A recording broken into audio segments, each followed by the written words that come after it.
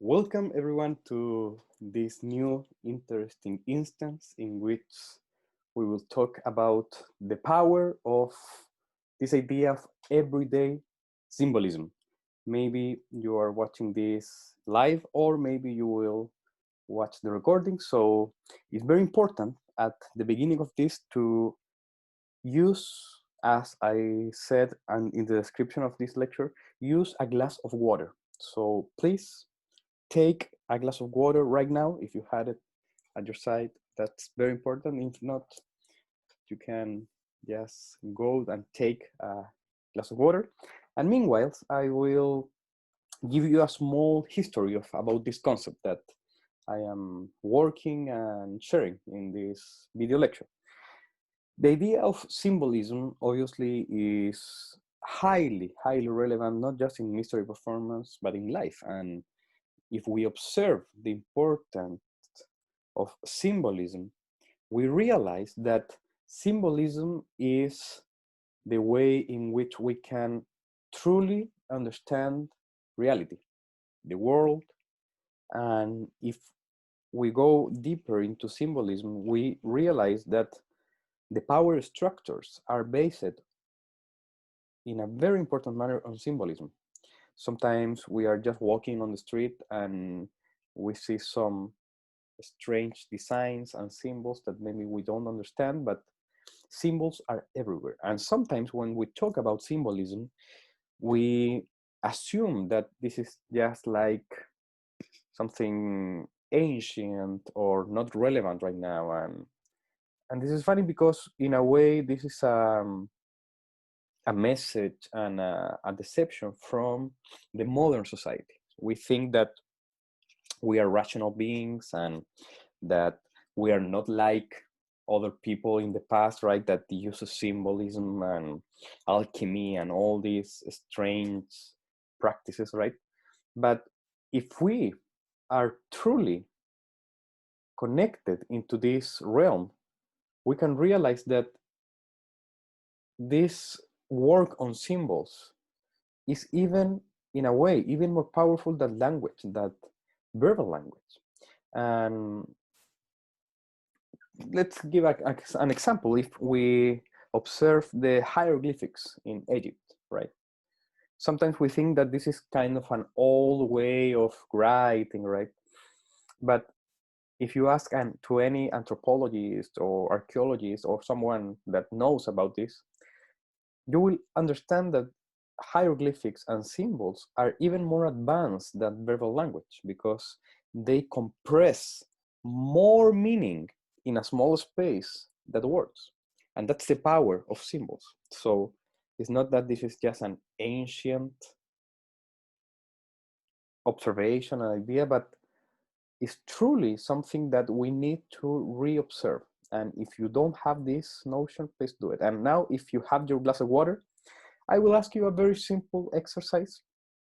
So please take your glass of water and don't sip it yet. Just watch it for a moment. Watch the water and observe the nature of water and reflect a little bit about the fantastic qualities and importance of water. If you observe our planet, you can see that it's funny that we call Earth because it's mostly water. And our body also is almost pure water. So basically we are holding a piece of essential fluid in our hand, right? So now I will ask you to drink a little bit of the water. I will do the same now. Feel how this sip of water passes through your throat. And what we did just with this small sip is to create a baseline about the experience that we allow you to do in a moment. Because you just drink a little bit of water, right? Like every day. But now let's do it in a mindful manner, in a conscious manner. So again, observe the water and connect with the gratitude to have water, clean water, right? There are so many people that don't have that.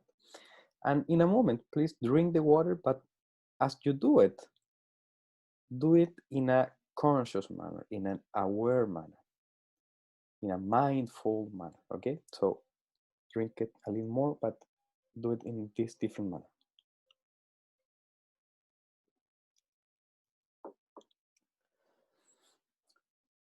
That's right. Now you can compare the differences. How did you drink the water in the first situation and how you did it in the second situation? And you know, this lecture is not just about performance, it's about how can we improve our wellness, our appreciation, and obviously that will manifest naturally in performance. If we understand symbolism in an everyday normal situation, in the ordinary events that we create and do in life, we will embrace the power of symbols and we will understand in a deeper manner how can we use symbols in mystery performance. So that's the power of everyday symbolism. And if you observe this graphic that I have right now, you can see that in these lights, you can see different signs, right? The dollar sign, a skull, a percentage sign, right? And it's very interesting to talk about symbolism and signs or and symbols because they are different. For example, if you observe that, what does this mean? This is a stop sign, right? And what is interesting is that there is a clear difference between a sign and symbol. And sometimes as mystery performers, we don't know this. And this is a very basic knowledge that we need to have. A stop sign is actually a piece of unit and information that is clear. And the function of a sign is to offer a clear meaning. Obviously, we can go to any part of the world, and if we see this stop sign, we know that we need to stop, right? And thankfully, this is a sign and not a symbol. Because a symbol is similar but has a great and deep difference. A symbol is a piece of unit that offers an amplitude of meaning. And not only that, it's a piece of unit and graphic, visual piece of information that opens different possibilities of meaning. So if you know a little bit about alchemy and symbols, you know what this means, right? And what is important is that we need to embrace the power of this open possibility of meaning. And sometimes we observe ambiguity and non-certainty and as something that we need to avoid. And there is a space for every moment. And sometimes we need to give proper indications. Sometimes we need to be open and indirect and allow the mystery of ambiguity to be part of our dynamic, again, in performance or in life. And if we are very clear about this difference, we will understand that symbols can have a deeper reach most of the time than just signs. So what this means to our concept of everyday symbolism in performance and again in life, if we understand this powerful concept. There are so many different reaches and implications of this. We did it already with a simple glass of water, in which we can really take a moment to understand the symbol of water, right? Because during that exercise, you saw the glass, you saw the liquid, and I asked for water nerd, juice or sodas or something. Water, just plain water, because it is interesting for me to observe in different cultures the appreciation of different liquids and water specifically. Sometimes I ask water in other country and they ask me about a soda. No, I want water, because I understand that water will hydrate me and give me much better hydration than any type of artificial drink. And this is very important because we understand that food and water and everything that we consume from our mouth and other type of foods and substances that we take, different type of pills or drugs or anything that enters to our body, has a deeper importance. And this is also a symbol. And if you think about it, and if you reflect about this, when we drink water, we allow this liquid to be inside of us and in a way to be us and to give us energy and to give us proper wellness. So symbols also are nutritious. So the question is, which symbols are around you? What are the symbols that you allow in your everyday life? And if we observe deeper, everything has symbolic meaning. Everything. Maybe you wear a ring in one of your hands. What does this ring mean? And we can observe obviously a ring as a sign that maybe you are married, or maybe you like a stone of a particular interest or the material of the ring. And we can understand that element as a fixated meaning. But also, if we observe deeper, we can understand that this is a symbol because it has deeper and more profound possibilities. And a symbol, again, is something that we must embrace in our everyday life in order to place them in a conscious manner into our reality. And again, to use it in performance in a natural way. So next time that you use an ESP symbol, we will understand in a different manner, right? And in this lecture, I will invite you to change a little bit the meaning of this concept. These symbols are not ESP symbols, but they are mentalism symbols. So an exercise that I will give you to start to implement from today is to take your 5 ESP symbols, and I will take this sharing of screen and I will show you the 5 ESP symbols for a moment.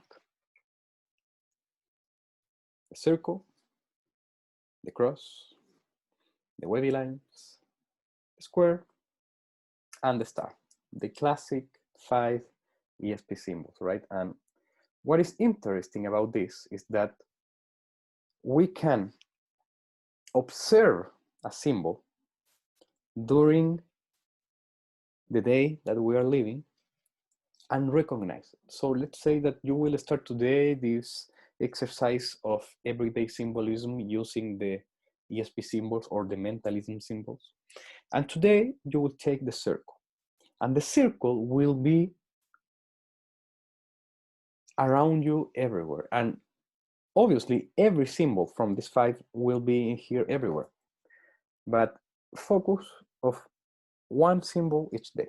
So today is the circle, and you will be attentive to the circle every time it appears, right? So now I am in my office and I can observe the circle in so many places. In myself, in the environment, obviously in the sun, right? The powerful sun, that is also a symbol. And then the second day, you will recognize the cross, and you will observe and be attentive about the cross in every situation that we are. The third day, the wavy lines. The fourth way, the square. And the fifth day, the star. And then you can repeat if you want. And this beautiful exercise is based on this experience system. If you have my work on tarot, you understand why.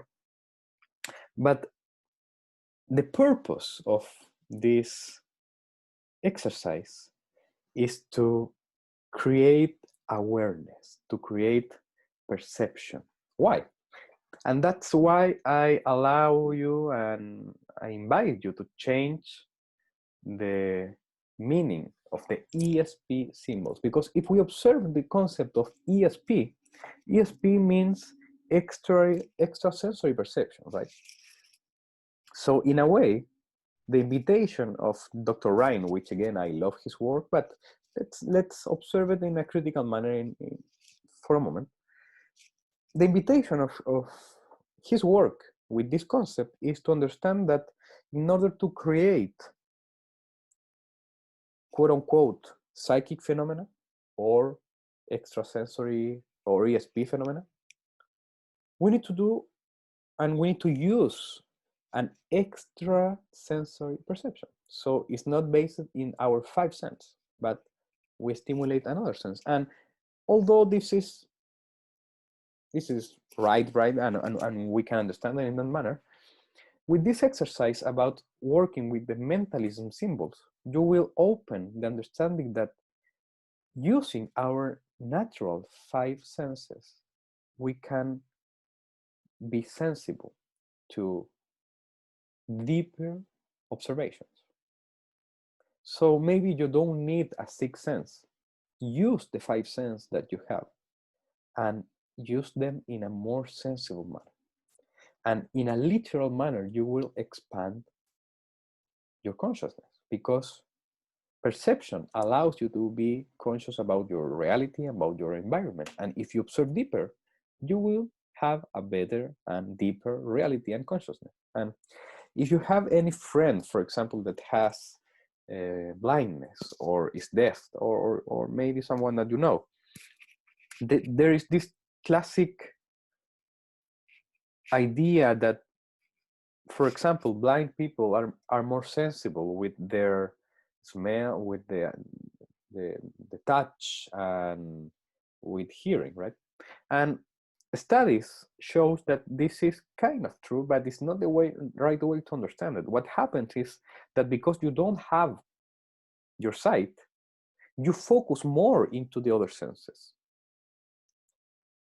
thus being able to feel and perceive and to expand your mind. So this has beautiful implications, because you can do those exercises right now. You can block your eyes for a moment, your sight, and focus into the smells, into taste, into hearing better, and you can do it. And that will allow you to open your perception. So it's beautiful. It's beautiful that we can open our mind to understanding that we have so many stimuli, and we can go deeper, understanding the symbolism of each object, of each moment that we are experiencing, and we can literally expand our mind in that manner. So it's beautiful. So this idea of everyday symbolism is also obviously applicable to performance, and in this you can observe our book of symbols, which is a book test that we have at Arcanosophy, and at the side you can see our symbol deck. And our symbol deck, and I will show you right now, is prepared in such a way that, well, it has several features, and especially for performers, but they are very common symbols that at the same time can have different meanings, right? A key, a pencil can have so many different implications, right? And we will observe some applications of symbols in performance using this everyday concept, but let's focus a little bit on the symbols in itself, right? A flower, a star, right? Is also part of the ESP symbols. And we can also use symbols in different manners with different properties. And let's say that we can use a symbol in terms of prediction, and we want to create a prediction-based routine. Or maybe we want to create a mind reading piece using symbols, or maybe a psychokinetic phenomena using symbols, right? Every phenomena in mentalism can be based on symbols, on symbolism. So if we connect now the idea of everyday symbolism into performance, we can also understand that everything that we do communicates something. Everything that we do has a deeper meaning. And our role is to understand this in a proactive manner. So what I mean by that? Everything that we do, we must do it with awareness of the potential meanings that we have. So yourself, you are a symbol. You can express so many things. And obviously we know that everything is communication, right? And we can understand it from that psychological view. But there's also this deeper, maybe metaphysical or non-ordinary way in which we can observe ourselves as a symbol. We can observe the dynamic that we are creating as a symbol. So the deck of cards that we are using is a symbol. Every object that we use, right? So this idea of symbols and the understanding that the power that they have is so important that we must do it in an aware manner, right? So let's observe a few possibilities in performance.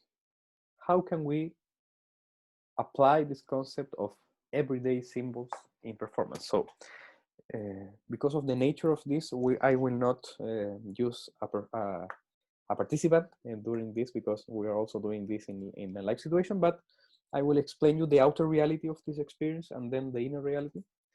And obviously you need to modify it and do your own tweaks in order to make it your own, right? So let's imagine that I have in here a piece of card, and I ask my participant to name any symbol for me. And maybe you can, in your script, talk about the idea of symbols and how these visual unities of information can open different ways, right? And you can explain a little bit in your own language. And let's say that the participant tells you a first symbol, which is a star, okay? So you draw a star in your business card, okay? And you ask him to give him more. And while the participant gives you, you will also note a few ones, right? So the participant also tells you a circle, and you will draw a few ones extra, right? And maybe a square, right? And different ones. So let's place these four, right? The star, the circle, a heart, and the square. So now you will pass the marker on top of the symbols, and the participant will say there whenever he wants, because he will select one symbol in particular. So let's say that you move the marker and the participant say there. And the one that is selected using the marker is the heart. The participant say there and you have the heart, okay? So now you can give him a small reading about the heart and why that symbol arrives to this moment, right? But the interesting aspect is that before you arrive to this situation, you wrote something at the back of this card. And obviously the participant could name any symbol and they can select anyone using this procedure. But you wrote that the symbol will be a heart, right? So this is one beautiful, simple piece of mentalism that they call the present symbol. And I love it because it has so many possibilities. And this is the case in which I need to use the core method that I will teach you. But in here, I apply something that I call the structural opportunism. And what I mean by that is that I obviously have this prediction at the back always. This is placed on my on my wallet and I have it ready. So because I ask the participant first to name any symbol, if the participant names the heart, I have this prediction directly. And I can show the heart, right? What happens if the participant doesn't name the heart and names another one, like in the pseudo performance that he did? Doesn't matter. You draw a star. And then you can say, and just let's name a few so we can have more options. And I will do some as well, right? So now the participant can say the circle and you will do the heart, right? Because obviously you need to force it. And a few ones, and it can be as many as you want. I just play 4 just for the sake of this explanation. So now what you will do is a timing force using the marker, or you can use your finger, but I prefer to use the marker because I can tap and mark the, maybe in the camera that you can see, but there's a dot on the heart. Maybe you can circle it right to place it in focus manner. So you will move the marker and you will say, anytime that you want, just tell me there or now. And as you can see in my language, I didn't use the word stop. And I don't like to use the word stop because I am literally giving my participant the opportunity to say stop. And I don't want that. I don't like that. I prefer there, now, here, those types of words that has different meaning, right? Again, everything that we do is suggestion. Everything that we do communicates, and words are also has deeper symbolic meaning. So I prefer those words. So now you will just watch your participant mouth, and whenever he will say now, you just stop to the heart. It's so simple because especially we have this narrow little space. So stop, and you will mark. And if you read the name of this piece, the present symbol, this routine is for me about giving someone a symbol. And this is much more than just a prediction routine. This is not about that. This routine is about giving someone truly a symbol to keep, and they will keep this memento, right? Very nice. You will give your business card with your information, with some symbols on the end, the symbol that the participant received. But again, it's about giving someone a symbol. Reflect about that. It's beautiful. And also, it's about giving the reading. And obviously, because you are forcing the symbol, you can force any symbol that you want. And basically, what you are doing in here in a conceptual manner is to offer a symbol to someone to implant, to share, to offer this symbol as an energy for the participant, right? It's so beautiful. And this concept of forcing something to anyone is so radically changed as soon as we understand this power of symbolism. Because let's say that you are doing a routine with playing cards and you are doing mind reading with someone and you are forcing a card. Why are you forcing a random card? Why don't you can choose a card to force to the participant? Because in a literal manner, using the playing cards, you're also forcing a symbol. You're giving someone a symbol. So I want to give a constructive symbol, a powerful symbol. Let's say that I am watching someone that I feel that he feels like weak, right, without too much energy. Obviously, I will not force the ace of clubs. Maybe I will force the jack of spades, or maybe the king of spades. Or maybe I am with someone, with a woman that she feels that needs love in her life, right? What are the cards that maybe you can force? Obviously, the ace of hearts, the queen of hearts, right? Not the five of clubs, right? Why?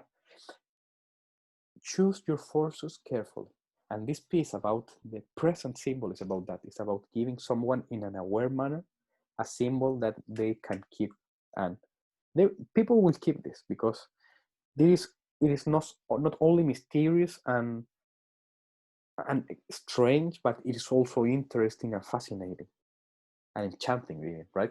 And just a little piece of paper, and you can do it on the spot. Maybe you don't need to use your own business card. Just take a blank piece of paper and you write something on the spot, and you grow the heart or any symbol that you want, and then you can do the procedure, right? So the present symbol allows us to understand in a very simple manner with a very,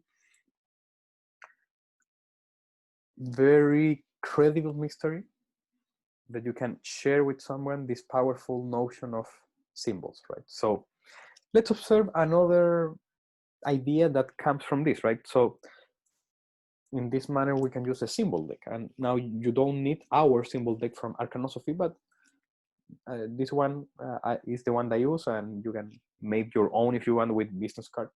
Doesn't matter, but these ones are also marked, so and stacked in an alphabetical way, so you have more possibilities. And this is a piece that I use in performance that uses the same idea that I am talking with the present symbol, is that which are the symbols that I want to give to someone. And obviously in this piece about the present symbol is about prediction, right? You are predicting the symbol. But you can also do it with mind reading. So let's say that you are inviting two participants to stand up from the audience, and you will just ask them to take any of these symbols, and you can show them, you can mix them, right? And you will allow them to keep each one a symbol, and then you start the mind reading connection, the telepathic dynamic, and then you can reveal the symbols and give a reading. So again, it's a force. You can use any type of force, especially in this context of pandemic and no touching, right? Maybe you don't want to give someone the card, but you can show them, right? So normally for this piece, I use two women, or maybe one woman and one man. And for the woman, I force either the flower or the infinite sign. And for the male, I can force, for example, the eye or this lightning, right? And why I chose them? Because before the performance, I reflect about the person that I will choose, the person that I will feel, and because I am forcing the card, I am giving this, basically, this symbol to focus. So again, in a symbolic manner, this has so many beautiful meanings. I am giving someone to focus. For example, the eye, right, is a symbol of focus, right? The center. So the person will focus and they will watch it. And maybe again, if I can't give this, I just, for example, use a riff force and I ask my participant to tell me there whenever he wants, and then I show the symbol and I place it, right? And again, I go with the second. And the handling, you can figure it out. This is not important. What is important is to understand this concept of giving someone a symbol and then create mind reading in this case, right? There's another routine that I can show you, well, two.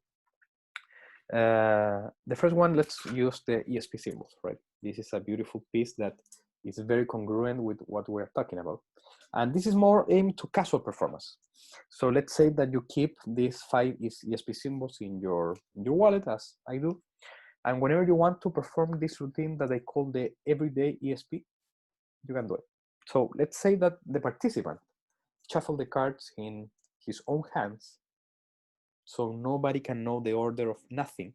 And then you will ask him to just look the top card. Everything this is made in the participant hands, right? So the participant watch the symbol and then you can mix it away, right?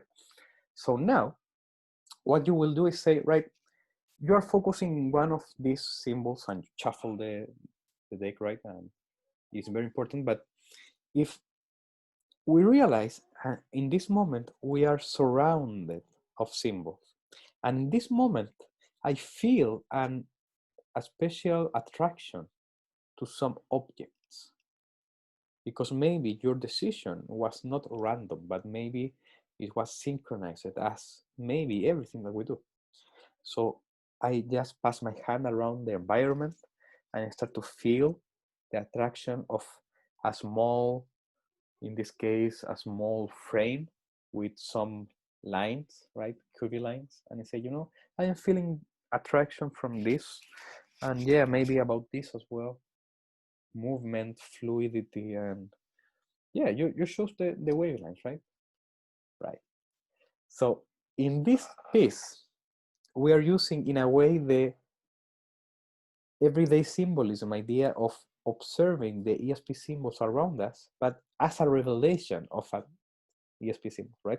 So what I do in this is obviously I use the marks of these cards, and these are our E5P deck. And if you know it, you know the markings, right? But they are very easy to read. So the participant shuffles the cards, right? And then in his own hands, and they place it on his hand like this. And you say, now there is no way in which anyone can know the order, right? Right. But because you are in this position and you are gesticulating and moving away, and in one moment when you say nobody can know the order, at that moment I know that the top card is a circle because I saw the mark, right? And again, it's very simple. You can be very, very far away because the marks are very big and they are very well hidden, right? So in this case, the circle, the participant again shuffle the cards, and now I can say, and I go with my script that we are in this moment, in this position, and I am feeling some kind of an energetic attraction to some of the objects or symbols that we're having here, right? And then you said, and then you start to do like your psychometric dynamic, right? And then you can say,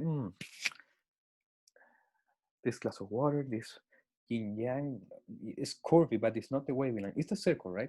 And then again, this revelation is not about the revelation, it's about accentuating the conversation and the dynamic using mentalism, right? And for me, in a way, mentalism always is like that, always is a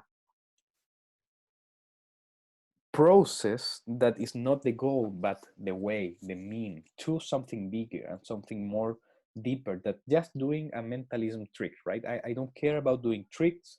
I don't care even about, in a way, I love mentalism, but it's not that I love mentalism as a goal, but as a mean to express something bigger, right? And in this idea of symbolism, this is also very expressive, right? So let's see a final example that you can do yourself. And is obviously all these pieces are very casual, very natural with the objects, right? But for this, we will use a deck of cards, right? I know that some of our viewers are thinking, okay, but I want to use a deck of cards, so let's use that. So let's say that you have your deck of cards, and inside of the deck of cards, you have a little piece of paper. So you will hand this to someone, and you will explain that each deck of cards has 52 different playing cards, and in a way 52 different symbols, because each card represents different observations, and anyone that knows cartomancy, they understand the different meanings and the meanings of each suit of each number, right? So we have a beautiful set of oracle here. But you ask someone into the audience to name any playing card, and it can be anyone. Let's say that the participant names the 5 of diamonds, okay? So you say, it's highly interesting that you name the 5 of diamonds. So is there a way in which I could know? Maybe yes, you can participate, say maybe no. And say, maybe it's not that I knew because you know it. So because, let me show you. And you open your deck of cards. You take the cards and you show every card isn't here, but the 5 of diamonds is also part, right? And what I didn't tell you is that these cards have different symbols at the back. And the symbol that this card, the 5 of diamonds, has is the classic yin yang, right? The 5 of diamonds has this symbol. And the interesting thing is that, do you remember that I give you a piece of paper? You ask the participant to give you back the piece of paper, and you show that the piece of paper says the symbol will be the yin yang with the 5 diamonds. Now, you say, okay, I know that you are thinking that, okay, this is strange, right? But how he knew that the 5 diamond has the yin yang? Maybe every card has the yin yang. And what you need to say is that it's not that every card has the yin yang. As a matter of fact, each card is the same, but in a different manner. And now you take the 5 diamonds and you show that actually all cards are completely blank. They don't have nothing on the back. Just the 5 diamond was the correct one, right? So this is a a deck of cards, a special deck of cards that you can do for yourself that they call the Yin Yang deck. Because obviously this is a force of the Yin Yang. Or obviously you can do any symbol that you want, but I love the Yin Yang, so I do this with that. And what you need to do with a deck is that you need to get a normal deck of cards with blank backs. And one double blank back, or double blank card, in which you will draw the yin yang, right? And I wrote it as well, so it's very clear. And this card goes on top, right? So now it's important to also keep the cards in this way. So when I open the deck, I don't open like this, right? Because I will show the blank side and it's not good. I need to show the cards and obviously my initial script and whenever you want. The participant names any card, again, because it can be any, let's say the 4 of hearts. And then you go in this manner. If you are working a vertical situation, you can go like this, or you can go like this, right? Or again, obviously always showing the faces. Not like this because you will show the blank. So the 4 of hearts is in here and you take it. And now you will place it on top, but again, always tilting the deck so nobody can see that there's a white thing. Now you will place the 4 of hearts on top. And while you show it and you turn the deck, you will prepare your break, right? So now you can take it and you can do just a double lift and show the yin yang. Again, don't place focus into the deck. Just do the actions. Nobody will notice that the deck is blank, but always do like this, right? And cover the nature of the blank deck. Now you can refer to the prediction at the beginning. And now, again, you will take the 4 of hearts, you can place it in a visible manner. In this case, I place it in my pocket. And then you go with the script that I love is, okay, maybe you're thinking that all cards have the yin yang, right? That is not correct. As a matter of fact, each card is the same, but in a different manner. And now you can reveal that every card is completely blank, and you can show even this one, which is the double blank. And then you can take the 4 of hearts. If you want, you can show one more time that has a yin yang, right? And then you can do this and you're ready.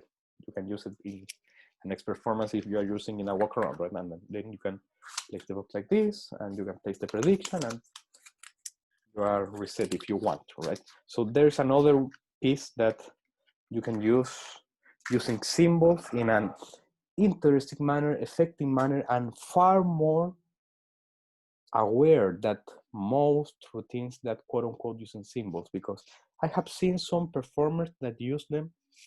I don't want to criticize no one in a personal manner, but